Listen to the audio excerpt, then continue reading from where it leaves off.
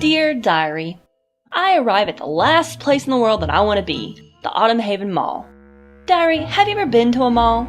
Have you ever been to a mall on Halloween? Let me paint you a picture.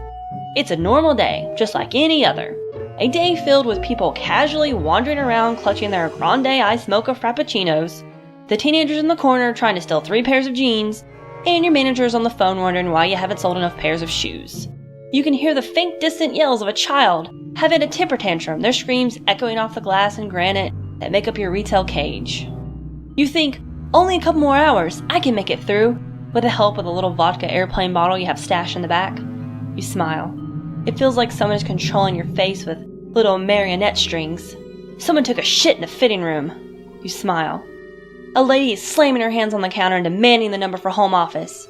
You smile. This may sound like a hellish nightmare, but it's true life. And this is why I will never return to a mall. And for this game to force me to return to a mall, even in virtual form, makes it a true horror game, and deserves a spot on the shelf right beside Resident Evil and Silent Hill. As I was saying, Diary, we arrive at the Autumn Haven Mall and enter through the back area where apparently some construction work is being done. I'm able to find pieces to make the Space Warrior costume, which comes in handy for lighting up those pesky dark places. We navigate our way through the dark maze, defeating goblins left and right until once again we come upon the Demon Gate, and again it will not open until all the stores have been relieved of their candy. I guess there's only one thing left to do. Take a big deep breath and walk through the doors and brace ourselves for whatever happens. We walk through and, wait a minute, this isn't what a mall looks like during Halloween. Where are the slutty costumes? And the screaming children? And the pushing and the shoving? And the Christmas decorations? Malls always put up Christmas decorations the week of Halloween. It's retail tradition. Well, Diary, maybe this won't be as bad as I thought. We go from store to store, and just like in the neighborhood, sometimes an adult answers and gives us candy, and sometimes it's a big fat goblin who we then battle in the parking lot, like some sort of movie dance-off. Winner takes home a shopping cart.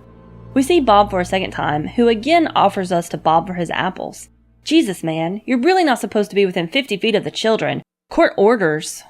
We went to the arcade where another middle management guy was making the children play all the video games and exchanging their tickets for candy. Okay, who is the adult here? Who is just content with letting gremlins force children into video game slavery? Can you not see these monsters standing across the room from you? You're just gonna stand there with your dumb beard, moving your head from side to side?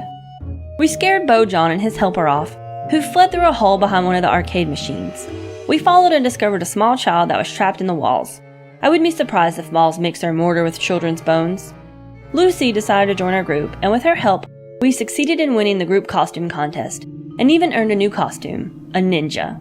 We cleared out the rest of the mall stores and fought more monsters until it was time to take a ride to the candy store.